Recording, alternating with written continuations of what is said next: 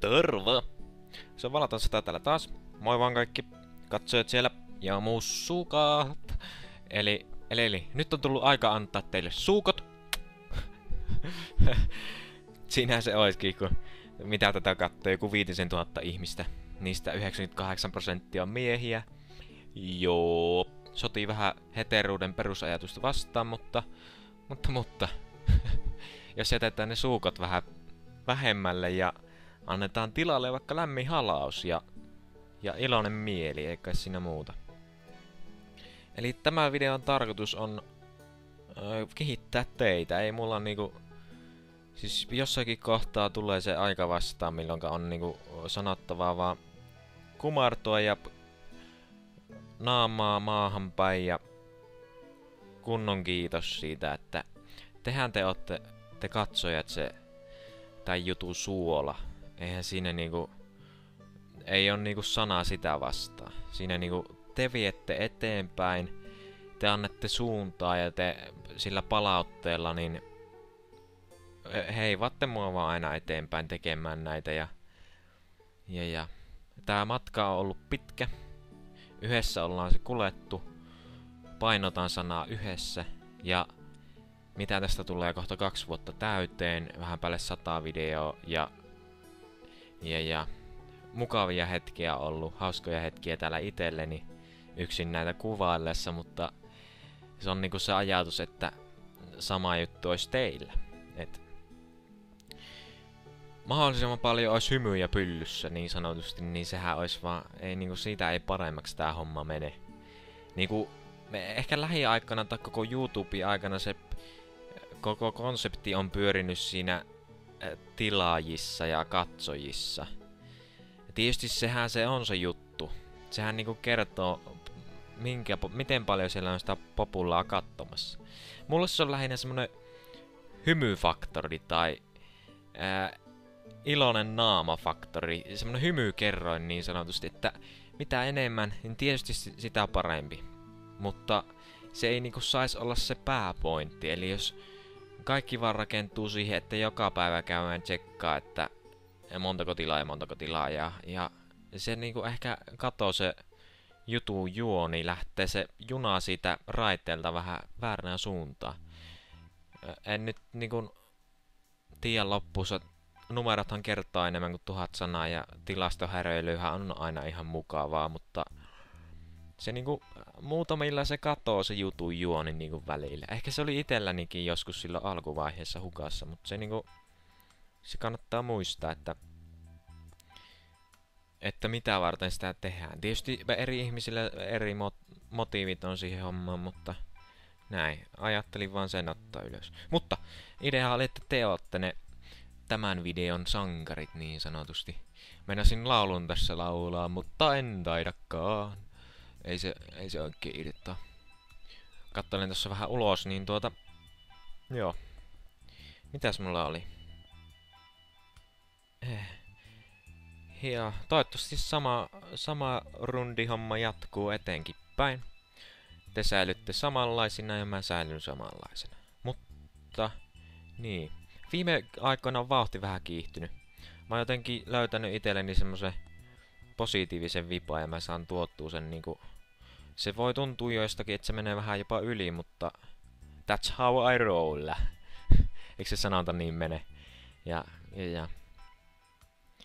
Tietysti välillä pitää vähän pysähtyä ja tässähän sitä nyt pysähellään oikein. Jarrutellaan sinne 20 ja taajama-alueella lähiössä ajellaan, niin nää on ihan hyviä välillä.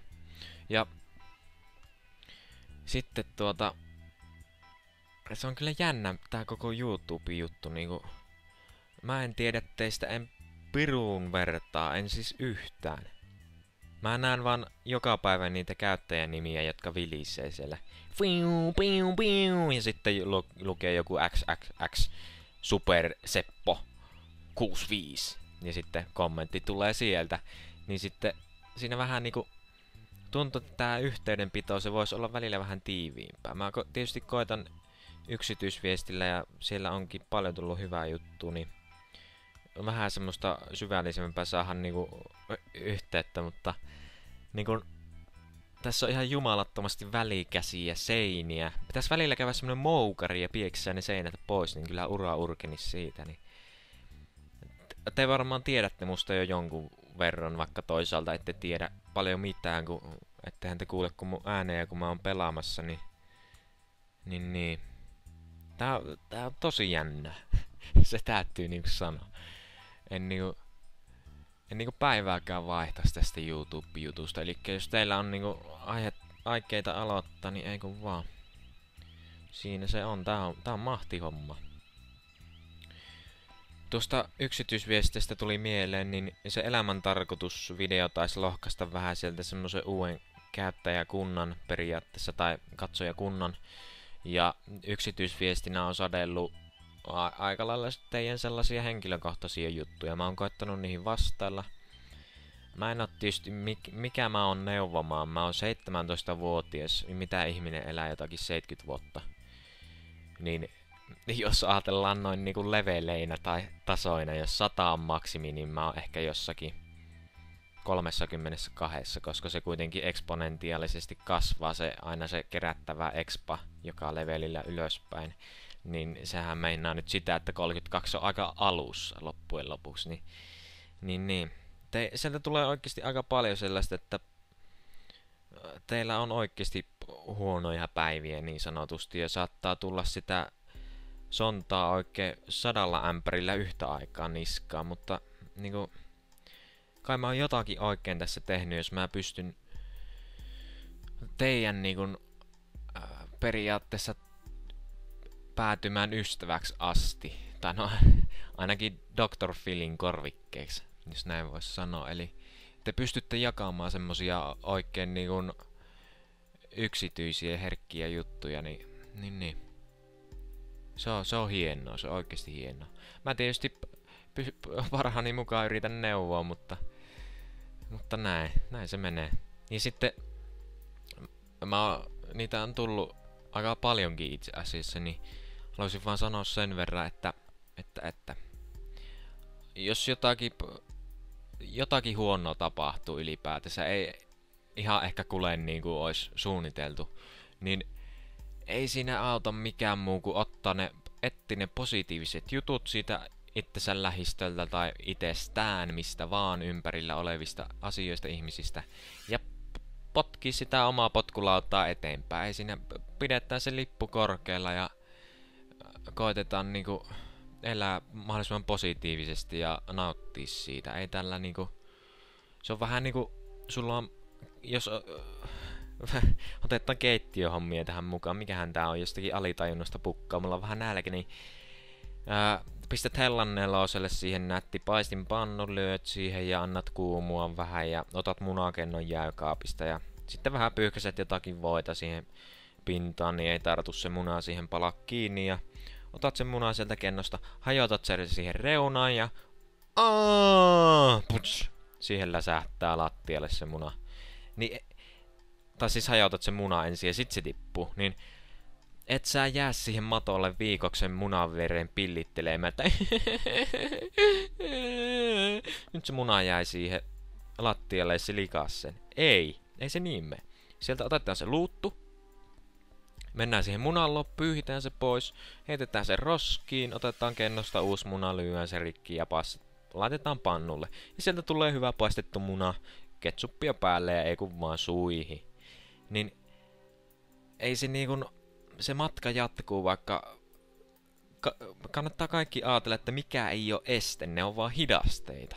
Jos ajatellaan, että sä vaikka käellä jotenkin huitaset siinä tiskipöydällä ja se koko kenno läsähtää sinne lattialle, kaikki munat hajoo. Niin sitten tietysti se on vähän eri juttu sitten.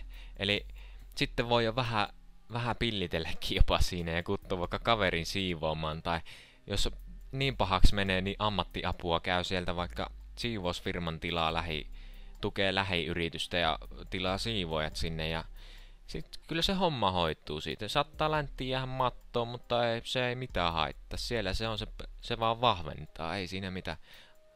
Se niinku, vaikka tää oli ehkä maailman tyhmin vertaus, mutta niin se vaan menee.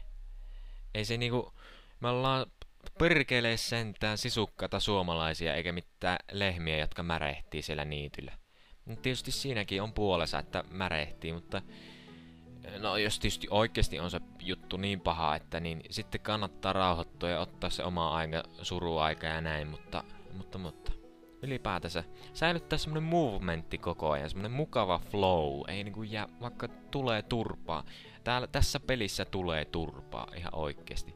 Niin ottaa ne iskut vastaan ja jatkaa vaan entistä vahvempana. Se on niin simppeli se loppujuoni loppujen lopuksi. Ja sen mä vaan haluaisin sanoa teille ihan noin niinku kaikille, mutta lähinnä niille, jotka vähän taistelee ongelmia, niin jos mä jotakin pystyn siihen teidän nuotion lyömään vähän tulta lisää, niin ei, mä pistän sen tulemaan sieltä. Ja toivottavasti se nyt vähän pisti sitä nuotion tulta vähän rouhuamaan korkeammalle. Ei siinä niinku... Se on se pääpointti, mut nyt meni vähän syvälliseksi tää juttu. Pitäisikö vähän... Aloitetaan joku tyhmä laulu, niin se vähän keventää tunnelmaa. On mulla tässä kynä. Kynä on pinkki kynä.